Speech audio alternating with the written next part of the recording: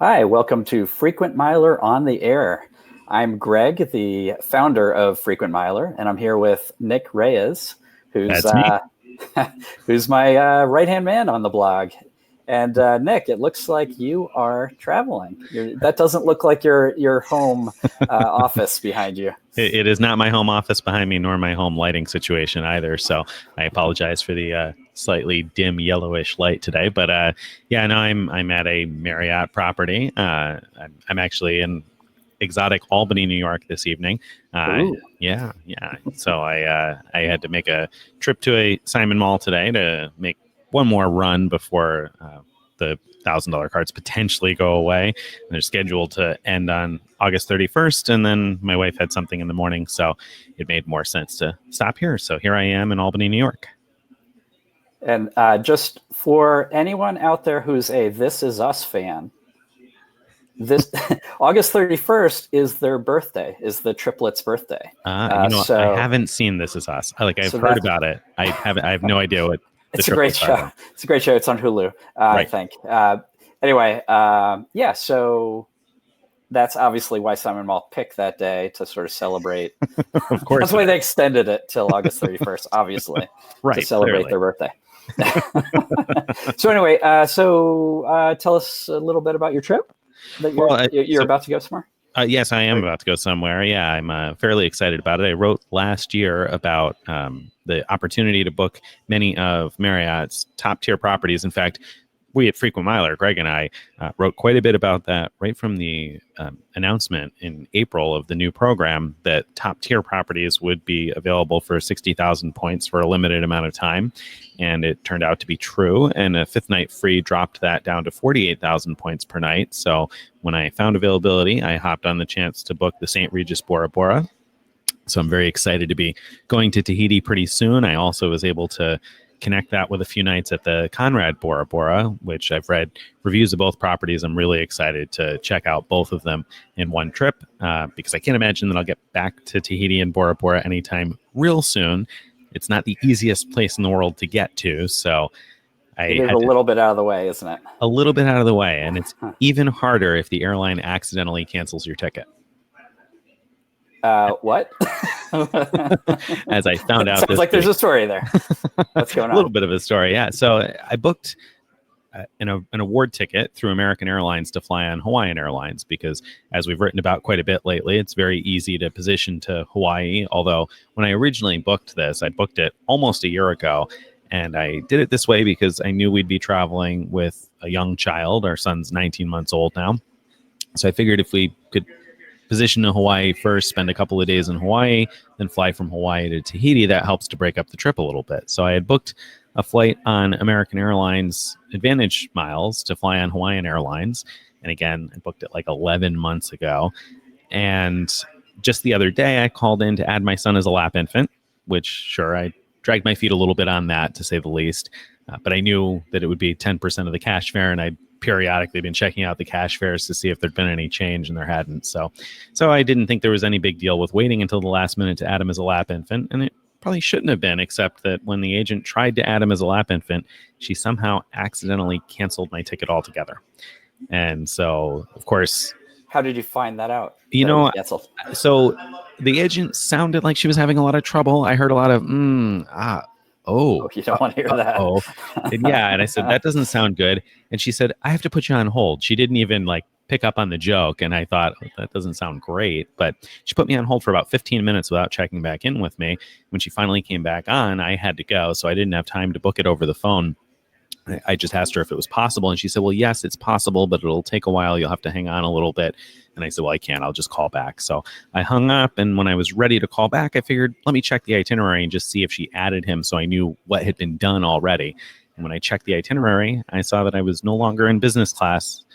It said economy class. But when I tried to pull it up on the Hawaiian Airlines website, it said there was a problem with the ticket altogether. And it also showed that it was the class of the ticket was the business class, but it said that I was in the economy cabin. So that didn't make any sense to me. So I had to call American Airlines and try to explain the short version of that story to an agent so they could take a look at it. Meanwhile, actually, I will say I had the ability to match to American Airlines Gold status from Hyatt Explorer status. That's a promo that they came out with a few months ago that I think it lasts until September 30th. And I figured Gold is their like lowest tier, right? It is. Unlike every other chain in the world where Gold is the second tier, with American it's the lowest. Right. But still, it's something. Well, I hoped that maybe if I did that before I called back, at least I'd get to an agent a little faster, because if you've ever called American Airlines, then you might still be on hold right now, waiting and listening to this while you wait. So I did get through to an agent pretty quickly, thanks to my Gold status. They mentioned that. But anyway, the agent put me on hold for about 25 minutes again without coming back. And when she finally came back, she said she had bad news, that the first agent had somehow canceled it and there was no way to fix it right away. So the only thing they could do was wait 3 days, is what she had told me initially. And when we got further into the conversation, she explained to me that there's a liaison desk. American Airlines has a liaison desk that works with their partners. And so if something like this happens, the liaison desk can contact Hawaiian Airlines Revenue Management and see if they'll be willing to give the seats back. Because, of course, at this point, there's no award inventory. My seats didn't go immediately back into award inventory. So there was nothing American could really do but ask Hawaiian, could you please give these seats back? And the liaison desk is apparently the group of people that do that. I was a little skeptical, but I was told that they weren't working at the hour that I was calling, so I'd have to call back the next day. And I did. And I was told again that it would take a few days. And I said, I can't wait a few days because travel is next week. And so luckily, I was speaking to a supervisor who was willing to listen anyway and hear me out and understand that I have all these non-refundable bookings on my hands here. So it's not like something easy to cancel and reschedule. As you know, these days, Marriott, if you don't show up, if you no-show an award reservation, they can charge you the rack rate. So right. It should be out of control, like $1,500 a night at the St. Regis Bora. So like, I can't be late. That would be the worst deal of all time. It would totally have been the worst redemption I've ever made. So, So anyway, eventually she told me that they would have to email Hawaiian Airlines and we just have to wait until Hawaiian Airlines emailed back. I remained firm with her and she eventually walked all the way over to the liaison desk and actually watched them email Hawaiian Airlines and told me that that was all they could do. So I had to wait, but luckily, sure enough, a few hours later, I did get a call from the liaison desk. Wow, they called you. They called me, which shocked me. That is like unheard of in the customer service industry. I couldn't believe it. I mean, she told me to call back the next day at an hour that was later than what I was told the liaison desk works until. So who knows what was. Good. Yeah, it didn't really make a lot of sense. But at any rate, I was totally shocked when just a couple of hours later, the phone rang, and I usually have my sound off, so I just happened to luckily see it. It said American, and so I picked it up, and sure enough, it was a nice gentleman from the liaison desk who explained to me that this never should have happened. There's no way that adding a lap infant should have caused the agent to cancel the ticket. Meanwhile, I guess I left out a key part of the story. American took the liberty to rebook me in economy class, and they redeposited all of my miles and then took out the number of miles for economy class and booked me an economy class ticket, which I guess was their effort to make sure I still get there on time, but I could have booked that for fewer Virgin Atlantic miles. So that was less important to me. But at any rate, they sure enough took care of it, got it fixed. Liaison desk explained that this is just the way it works. They have to email the other airline and wait to hear back, but usually they have decent communication between the two. And he apologized and was able to reinstate it. So it worked out for the best. It worked out fine. Everything's all set again. So when he called you, it was already reinstated, or he called me? Actually, it wasn't reinstated yet. He called me to make sure that, because at that point they had reinstated all of my miles and then taken out the miles for economy class, which was 37,500 instead of the 65,000 for business. So he called me to make sure that it was okay with me that they redeposit the economy award and then recharge the 65,000 passenger for business class. And I said, yes. Of course it's okay. And so is it all set now? Like it is all set. So did it take the 3 days from that? No, it didn't. It took 1 day and some persistence. Is really what it was. I had to call back and in fact, so day one, they canceled my ticket by mistake and told me that it would take 3 days to reinstate. And I said that wasn't going to work. And so they told me I could try and call back on day two and try to speak to somebody. They were submitting the request for me and I was going to have to wait 3 days. Right? That's what they told me on day one. On day two, when I got a hold of the supervisor, they told me that nobody had submitted the request yet. So if I hadn't called back on day two, if I'd waited the 3 days, nobody even would have submitted the request to Hawaiian Airlines yet. So Right. that is in stark contrast to the customer service I've been receiving from Turkish when I call. I can't always book the awards I want with Turkish, but my goodness, are they much better at communication? Oh, I'll is tell that you. right? They Wow. are. It's very tedious. Booking a Turkish United award, you don't know what I'm talking about, we've talked about booking United domestic tickets with Turkish Airlines miles and smiles because it's 7,500 miles one way in economy and 12,500 in business class within the United States, including to Hawaii. And so that, I mean, that's an incredible redemption value. You can book them over the phone. It is somewhat of a tedious process because they spell out every passenger's name by the phonetic alphabet. They double check every date and every airport code is phonetic. And it's a very slow process, but I'll tell you what, everything is very exact. The agents are very friendly. I didn't get a lot of sympathy from American Airlines about my canceled ticket. And the thing is, for me anyway, on this, there's only 8 airlines that fly to Tahiti, and only 4 of those fly from the United States, and Hawaiian only flies once a week out of those 4. So there are Oh, just wow. not very many ways to get to Tahiti. So I was Right. really panicking that if that didn't come through, it's not quite as easy to drop back 10 yards and punt as I may have hoped. Yeah. Yeah. So Well, anyway, I'm so anyway, glad that worked out for you. And you and I both. so the lesson, I mean, the takeaway, I think, for listeners is that there's, first of all, that there's such a thing as a liaison desk. And Right. I've read before that that's something that I guess, I don't know if all airlines have that, but that's a common feature of an award program, is that they have people whose job it is to liaise between their program and the actual carrier that they're booking the awards Right. on, I think is what they do. And it was frustrating to me that they couldn't call, that liaison desk doesn't have a phone number to call Hawaiian Airlines, but people were That's pretty weird. adamant that's not how it works. They don't have a number for revenue management. And even the gentleman who called me back, I talked to him about that. And he said, no, it's just email contact is what they have. So it's a matter of waiting for somebody to read the email. But I was happy because at that point there was no award availability. And basically American Airlines was able to ask Hawaiian Airlines to open award availability, right? Yeah, So yeah. that's something So, good to know for the future.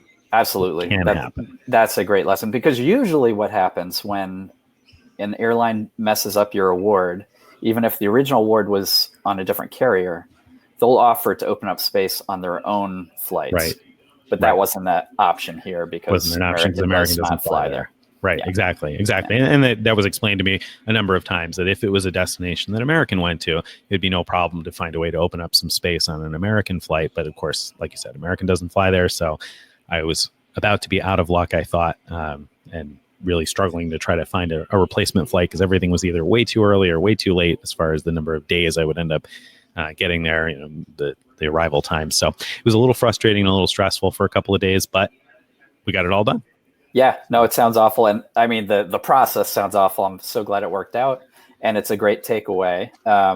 When you're talking about the customer service or lack thereof, it reminds me so much of the early days of the Marriott SVG merger and trying to call to get anything done. Right. There were constantly stories like that where people would tell people, yes, I'll take care of it. Right. And then nothing would happen at all. Right. You'd have to get lucky with them to get something done. Now, I think things have gotten a lot better. They have. As far as that goes. But we just got some news yesterday from Marriott, and they emailed everybody. Right. They emailed us all this morning saying there are many new ways to use your points. And if you dig into the details, the many new ways, it's actually, you can use many more points for the same old ways. Right? I mean, there's no new way of many ways to use more points. Right. And a few ways to use less, but right. So just to recap what has changed, the big news is that peak and off-peak pricing for Marriott award stays is now a thing. It starts September 14th. So if you book now, book an award now, even for a later stay, you can lock in standard award prices. That's a regular standard award chart. Starting the 14th, if you go to book, you might find that some of the nights you want to book are priced at the peak award rate. Some might be at standard, some might be at off-peak, which is cheaper. So obviously peak is the highest award price. And across the award chart, in most cases, peak and off-peak vary from standard by 14 to 20%. The big anomaly is category 1 varies by like about 33%. Right. So that's a big jump, although because category 1 was already such a cheap award at 7,500 points, and it goes up to 10,000 at peak or down to 5,000 at off peak. It doesn't sound like a big change, but it is, like, calculates at 33.3 repeating percent. So that's a big deal that we've known about from the beginning. They announced this. They had the award chart from the beginning. They said didn't it was spring it on us today. No, but they told us it was coming in early 2019. So should we consider it a win that it didn't come until late 2019? Maybe. I mean, in a way, although, I kind of feel a little tricked in that, like, I was lulled into thinking, oh, they changed their mind. Right. It hasn't happened yet. So, maybe it's not going to happen. But no luck there. Instead, it looks like what they're doing is getting all their ducks in a row. And let me explain why I'm thinking that. Is 3 other things changed, and I can attribute them all to the peak off-peak pricing being added. So let me run through them. So they changed the award chart for cash and points stays. Now, cash and points is where sometimes you can book a hotel for fewer points as long as you add a copay, and there's an award chart that says what that would be. But I'll stress the sometimes in that. There's no particular... Do you see that very often? I hardly ever see it. Usually. It's a really rare bird to see it at all. So it's not really big news that they changed it. And they only changed the peak and off-peak pricing. The standard pricing is exactly the same as they originally announced. So I think what happened was when they went to finalize the peak and off-peak pricing, they took another look at this award chart. For whatever reason, they didn't like how they had originally set it up. They changed it a bit. When I looked at it, it looks like it's a bit in our favor, compared to the award chart they had before for cash and points. But really, it's such a rare thing that I don't really care. Like if you see it, it might be a good value. You can read my post about it. Right. But it's not going to be a killer value, except in the rarest of situations.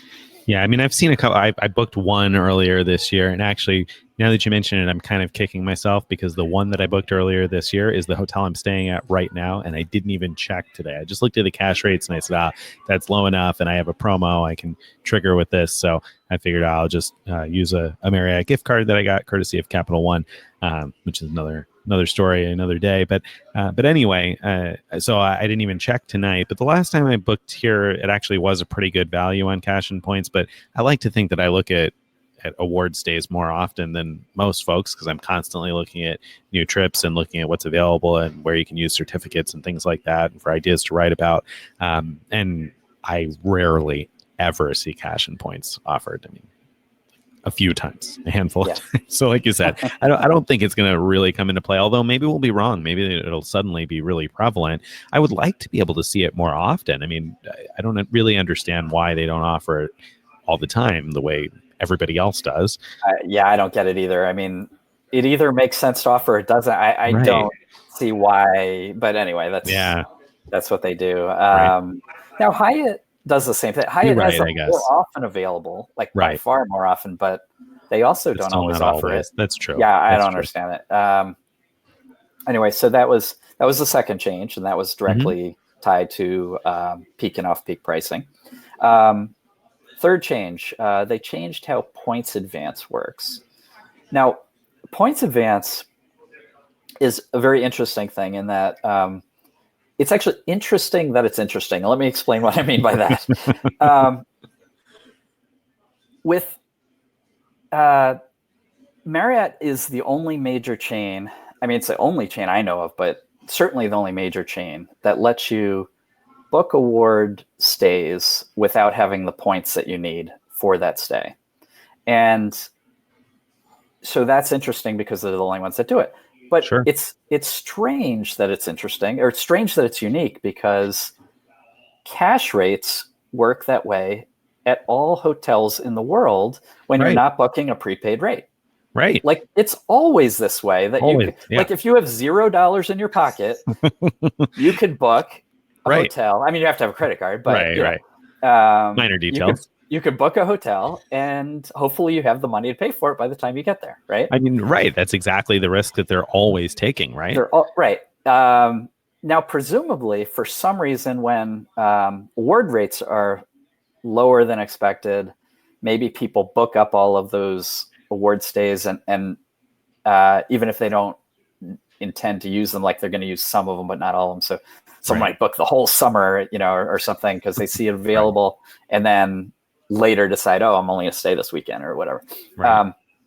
So that would be a good reason to remove, or limit the feature, which they've done in some small ways. But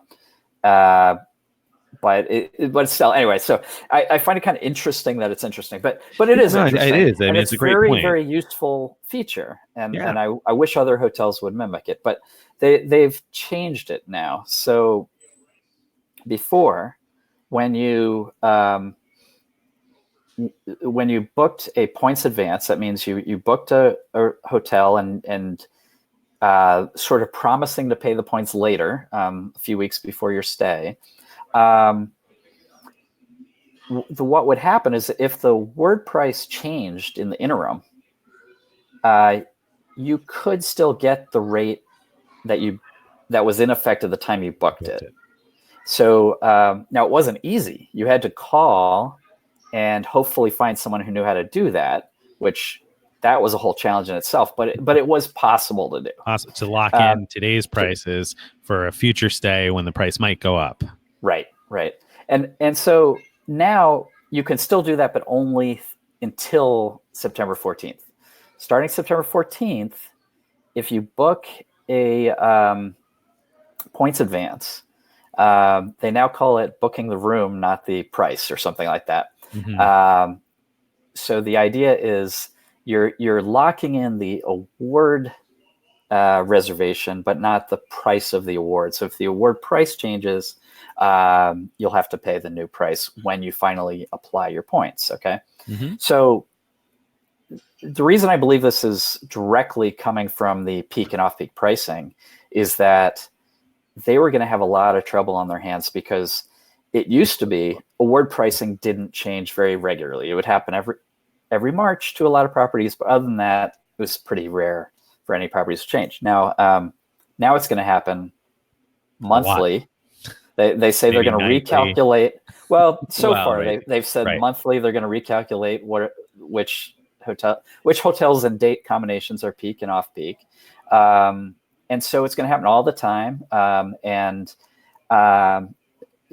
So there's two reasons that might be behind changing the way this works. One is purely practical. Like, they had no way of handling it except through the phone before.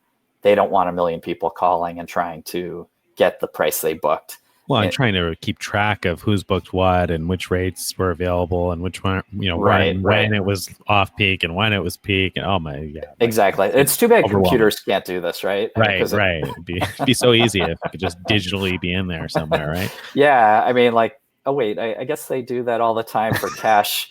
For cash rates, somehow they manage bookings. that. In fact, every hotel in the world does that. Anyway, with Marriott, it's somebody with a binder in the back writing it down. It seems like you have to find that person on the phone. It seems. Yeah. And anyway, so they're avoiding that pain rather than just fixing the computers. But there was also ways of gaming it before that. Now they're stopping that, and I think it would have been more often gameable because of the frequent price fluctuations. So I understand what they're doing. I really wish they would just, enhance their computer systems so they would work correctly and it would work the way you expect it to work. But still, other hotels don't have the feature at all, so it's still better Right. than the others. And the ability to lock in a high demand period when there's award availability really still is a pretty good thing. If you are stuck traveling with the school schedules, you have kids in school and you can only travel when they have school breaks, being able to lock in the availability of a room on points, even if it's going to be at peak pricing later on, might be more valuable to you than locking in the price, knowing that you Right. can have that award later on once you've earned the points. Perhaps you just signed up for a new credit card bonus. You just applied for a new card and got a new welcome offer coming, but you want to lock in spring break right now. You can do that. And so I think that that's really a valuable feature. It's a very good feature. So even though it's changing a little bit, I still think that adds a ton of value. Now, I think when we wrote about this a little while back, some people said that we were encouraging people to game the system and harm Marriott by making these speculative bookings. And my reaction to that was exactly what you already said, Greg, in that this is exactly what happens with cash all the time. Marriott has figured out that this is something that they're willing to accept, just like they're willing to accept cash reservations that are equally flexible. In fact, the points reservation is a little bit less flexible because I think you have to have the points like 2 weeks in advance or something like that. They take them out of your account. Even if the cancellation policy is only a couple days in advance, they take the points out a couple weeks in advance, which is more than they do if you book on cash. They don't run your card until the day of.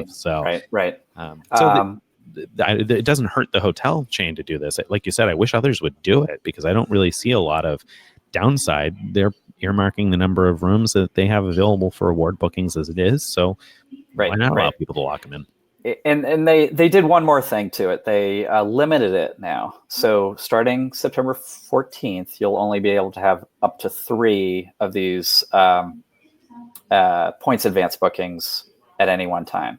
Now, my guess is the vast majority of Marriott members have never done a single. Actually, probably any, but even those who have done them probably rarely have more than one sitting out there at any given time. You're different. I have a few more than 3 or 4 or 5. I did book a few because I knew I would have free night certificates coming up that I don't have yet, but I know that those free night certificates will come along from credit cards. And B, there were some things that I just didn't know my schedule yet. I wasn't sure if I'd be able to do it or not. So I have a few, and I'm kind of curious what's going to happen come September 14th because I did lock in more than the maximum amount, and I wonder what's going to happen with all of my reservations. Make it sound like it's more than it really is, but it's definitely more than the 3 or 5 or whatever it was that they told us we could have. So yeah, what's going to happen to my reservations? Are they going to cancel all of them? Are they going to? Yeah, they told us we could have up to 5 before September 14th, and then after up to 3 after. So presumably, at least 5 of them will be safe. Which 5? My bet is nothing will happen, but I'm sure there's plenty of listeners that are thinking you are so bon void. I mean, the one thing that makes me a little nervous is that a few of them are at a property that'll be quite expensive. Well, I'll just put it out there.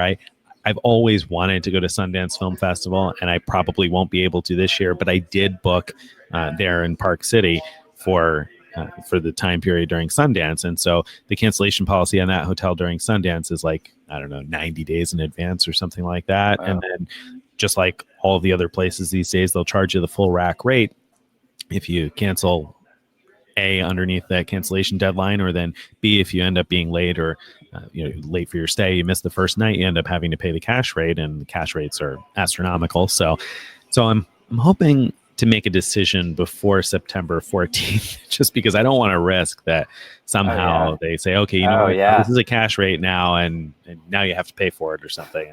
It's an advanced purchase rate or something. I don't want to take the chance that I get bon void on that one. Right. Too expensive a mistake to make. So I'll probably make some adjustments to some of my future bookings that were points advanced. But yeah, I mean, I think it's a really interesting feature that I'm glad to see Marriott continuing. And even if it's getting a little limited, like you said, I don't feel like that's super limiting. Right. No, I agree. I'm glad it's in place. And if these changes make them keep it forever, then in a way it's a win. I mean, you brought up hotels that charge a cancellation fee, within a certain number of days. I do want to mention a trick that sometimes works. I mean, I haven't tried it with a Marriott chain, but it's worked with others, where if you're inside the cancellation period or no cancellation period, they might still let you change the date of your stay. And so try calling the hotel, or and see if you could just push it out the check-in to day 6 months later, 93 days. change it to 6 months later, whatever, Right. sometime far in the future, and then wait a couple of days and just cancel it. And then you'll be I have had that work for me also. Yeah. Not even intentionally, actually. It happened to me accidentally Oh, really? just recently with it. Yeah, I didn't intend to cancel it, but I did know that I was within the cancellation period where I couldn't cancel it, and I needed to change the date. So I changed it, and then I later decided to cancel it ahead of time for the new cancellation date. So even though I had passed the cancellation deadline on the original reservation, they let me change the date, no problem, when I called the hotel, and then I later on canceled it and got all the points back. So that wasn't a Marriott property either, but I did kind of accidentally bump into that recently. So that is a trick to keep up the sleeve just in case. Yes. Yep. And then we were talking about the Marriott changes. One more. The last one was they changed the name and the workings of Fifth Night Free Awards. They're not called that anymore. Right. You still get to book 5 nights for the price of 4, but now they discount it by the cheapest night of the 5 nights. And so cheap Marriott, cheap. Well, so they didn't have to worry about this before, because before everything was price standard. Every night was the same price. Now they can save themselves a little bit of money. There were sometimes seasonal rates or something. I'm trying to remember what they call them, but in very unusual circumstances, there were slight differences, and they would just take off the last night. But so now what they're doing is there's going to be a mix of peak, off-peak, standard. They're gonna if you have an off-peak in there, that's the one coming off. If you have 4 peaks and 1 standard, it's the standard that'll be coming off. So you're not going to be saving as much if it's a mixed thing. But in many cases, all 5 nights will be the same price, right? Right. I think so. Well, we don't know, actually. I guess we don't. You know what? We might see a lot of weekends being peak, or vice versa, depending on where you're looking at. Yeah. So it may come into play then in those cases where it won't actually save you not quite as much anymore. But I think there'll be probably situations where it'll be more or less the same as before. I think it's a little cheap and cheesy that they don't just take off the average nightly cost. But like, I guess it's better to see that feature stay in some form than be lost altogether. I'm not trying to apologize for them, but I guess if that's the worst of the changes, I don't think that it's probably a major devaluation, is it? What do you think? Yeah, I'd call it a minor deval. How does Hilton do it? You've looked into Hilton's award pricing a bit, and you've written about how sort of bad their math is. But do you know how they do the? I did, and to be honest with you, I'd have to look back at the post and read it again. Actually, a reader had pointed out how the math was working on how they figured the 5th night free. And to be honest with you, I'd have to go back and look at it again and see, because it's not a way that I would have thought to have figured out what the 5th night free was. I remember I had written about it. Hilton Stinks at Math was in the title of the post. Mm-hmm. Booked the 5 night reservations differently. So yeah, you'd have to look at it, but it's not the 5th night, and it's not necessarily the average of the 5 nights. I can't remember exactly what it was, but it was a complex kind of a formula. So it's not that straightforward necessarily with all other brands either. And of course, with Hilton, it makes a difference because each night can vary wildly since they don't have an award chart. So that's a place where you definitely will see a big range of prices, and you might book 5 nights where the prices are totally different on points. So the 5th night free is not the price of the 5th night with Hilton, but some weird average of something or other. Okay. I think you need some sort of calculus to figure it out. But yeah, so, and that's why it also pays to check the different days individually and see what the prices are. And if you're staying more than 5 days, to consider which 5 days you want to be your 5th night free, because that may vary a little bit depending on which 5 nights you've got. So that might be something you'll have to do with Marriott too. Okay. So now we've discussed the 4 big Marriott changes. the thing that hurts me the most is the introduction of peak pricing and what that does to our stay certificates. So I'm not that worried about the fact that I'm going to have to sometimes pay some more points, because truth is, what I expect to happen is that when hotels are priced at peak, they'll also be outrageously expensive cash-wise at that time, Right. likely, right? Likely, And yeah. and so it's like you'll still probably be getting really good value for your Fair points. points. Right. So I'm not like that upset about that. But what I don't like is the idea that these credit card free night certificates, especially the 35K ones, uh, It's a major devaluation of it's a those. major devaluation because you won't be able to use them at those 35K, what is it, category 5, I think, Right. properties, Right. which there are some Really nice ones. really nice ones. There's very good, solid 35K properties that make it really rewarding to use those certificates today. But Lock those in if with you want points advance now.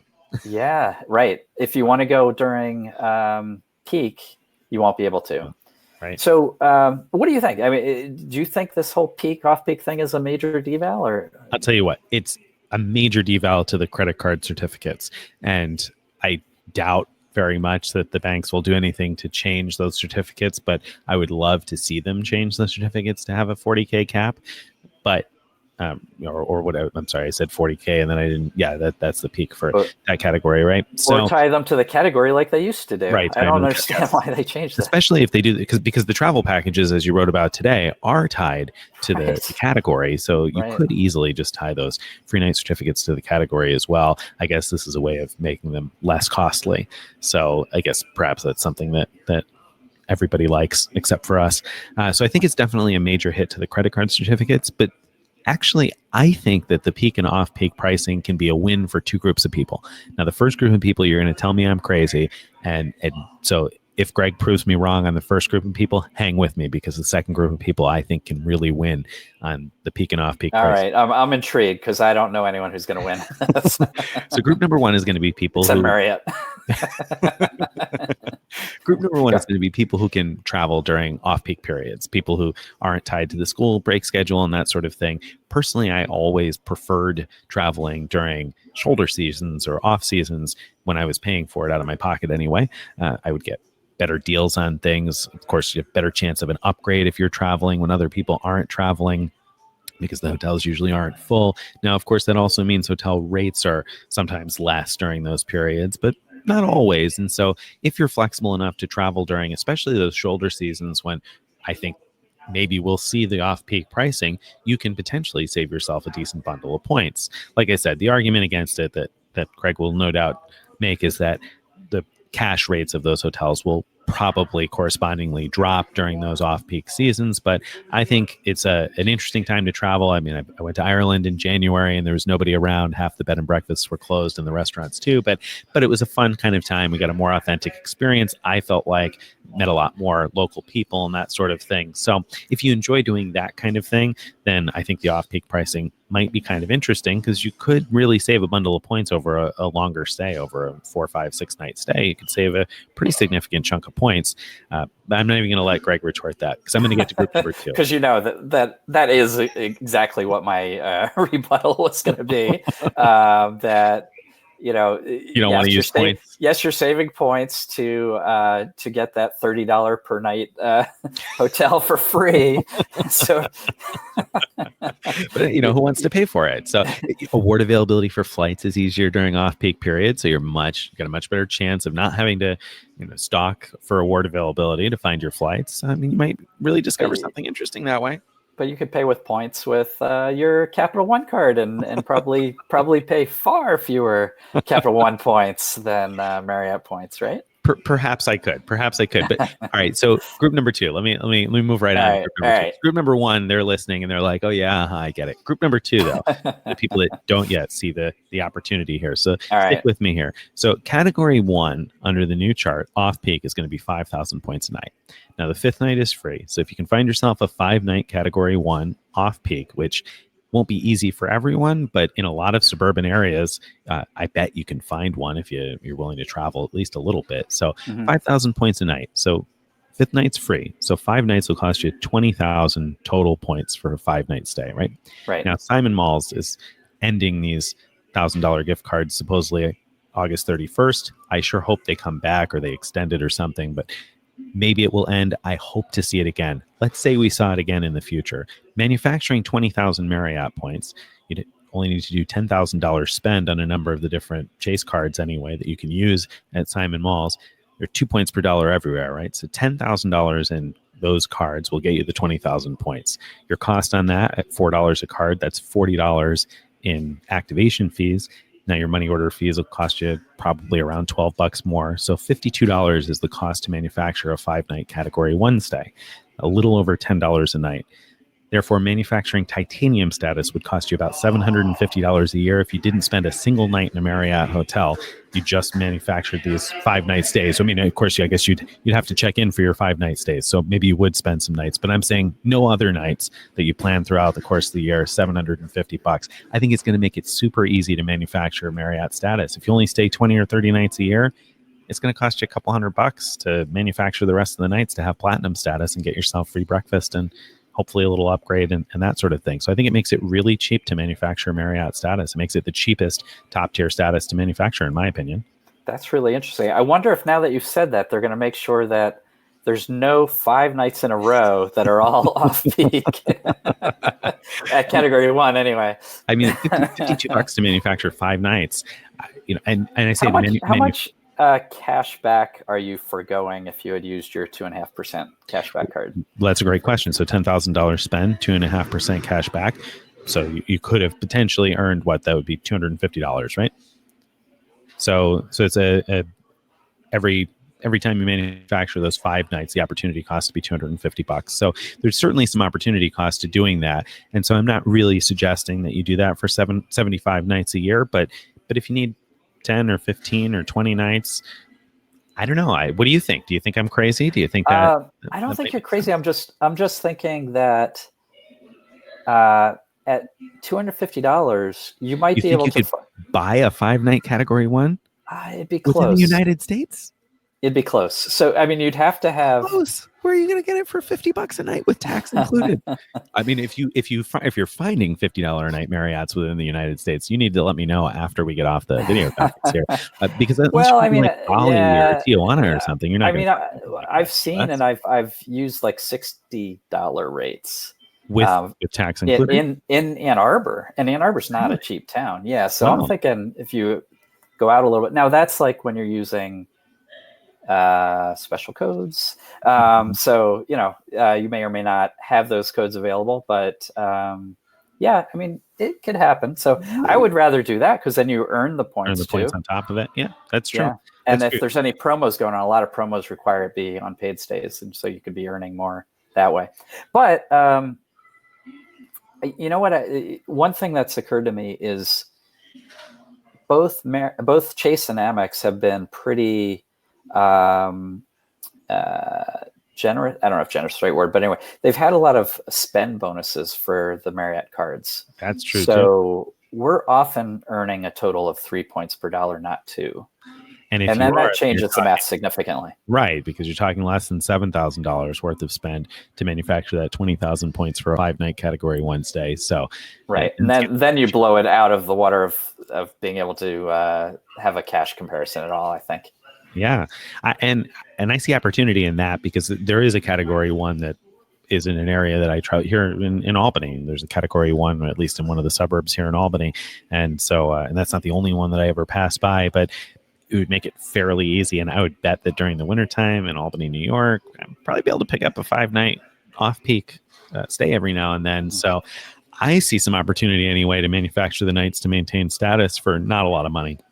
Right. And I didn't intend to probably stay enough nights to maintain status into the future. This year, I expect to make titanium, but after that, I didn't assume that I necessarily would, but if this off-peak thing works out, I think I might. And then, when you expand that and you look at off-peak pricing for some of the other top tier properties, if you like to stay in really nice hotels and you don't mind what time of year you're going to stay there, then I think that there's, again, some good MS opportunity in terms of how much it'll cost you to manufacture the points for off-peak stays. It's not going to be a huge savings, don't get me wrong, but a nice little savings anyway on some of the higher end properties. So the difference isn't quite as big on those as it is in category 1, but that's the one that stuck out to me. So no, all right. That's pretty interesting. So that's another way for those who are status hunting to potentially earn the status or earn the extra nights they need if they're close, whatever. Right. Now we have that list of shortcuts to elite status. I mean, booking award nights and fifth night free awards is on that list, I think, if I remember right. But when it was written, we didn't have off-peak as an option. Right. Now, or the $1,000 Simon cards, for that matter. Now, it is possible to book, theoretically anyway, Marriott hotels for less than 5,000 points per night. For less than 5,000 points per night. Tell us how. So you have to have the combination of a point saver rate and an off-peak. I don't know if that would ever happen, but they have the award chart showing it. I don't remember off the top of my head what the pricing is in that combination, but it might be 4,000 points per night, for example. Right. So if you're lucky enough for the category 1 near you to ever be on point saver and off-peak. Right. And pretty great. And I'm using the Simon cards, by the way, as a point of comparison for how to manufacture the points, but that's not necessarily the cheapest form of MS out there. There are certainly cheaper ways. There are times when there are promos and there are cards with no fee at all. We see quite often. So there are even cheaper ways to do it. But I look at that and I say, well, a lot of people look at the ability to book a meeting for 10 nights, 10 elite nights. And I don't know what everyone's paying for their meetings, but I would bet that it's more than double the cost to manufacture the points for a 5-night stay, right? I would bet that it's more than the cost to manufacture points for 2 5-night stays. Of course, it's easier and quicker probably, but I think, again, this is, a viable shortcut to status and a decent. Yeah. Well, meetings, by the way, are limited to one a year. 1 a year, yep. So one time a year you could get 10 elite nights, and a number of people I know who've done it. I haven't done it yet because I haven't needed to, but usually get a meeting room for about an hour for about $70. That 70 to 100, somewhere in that range seems to be the going. I've heard range. a lot in the 100 area. I've heard some in the 70s, but I've heard a lot more in the 100 area. So that was the number I was working off in my mind. Got it. Yeah. So it's possible then, I guess, to work out cheaper that way. It depends on what your MS costs are, but it won't get you all the way there if you're but this far from your goal. Yeah. Right. So I think there's a possible win there. Now, of course, obviously, I don't want to pay more points for my hotel stays any more than anybody who's listening to this. So I'm not particularly excited about the peak pricing at all. And I think that there are some properties that I'm betting are just going to be peak basically year round. I mean, what do you think about that? Do you think that places that are in high demand are just going to be peak all the time? Is Marriott promising to have some off-peak times? What are we looking at when it comes to the places we really want to stay at?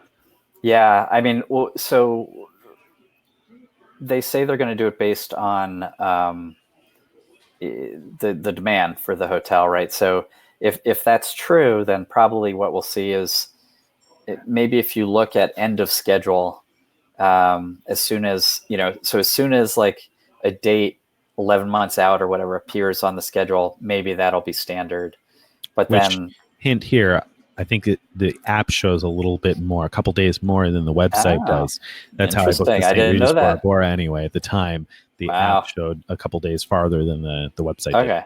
So there you go. And there's a reason then to also pay attention to the points advance feature. Because you might not have the points yet, but you're going to, if you want to lock in standard, you might have to look 11 months out for those really popular hotels that are in popular places like Hawaii is going to be. Yeah, that pops in my mind. It's like, even though they technically have like high season, it's pretty popular year round. Right. But other places do have significant seasonality, and so I do think we'll see, even at popular hotels, I think we'll see some off peak even at those.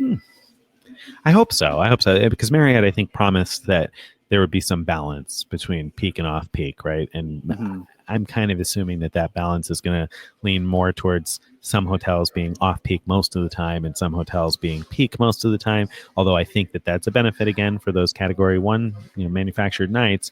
But I think that the disappointment for me in peak and off peak is one that I saw coming and I knew was coming eventually, and that the places that I'd really like to stay are probably going to be more expensive. I said I do enjoy traveling during shoulder seasons, and that's true, but I also enjoy about points and miles the ability to go to events and things where I normally wouldn't.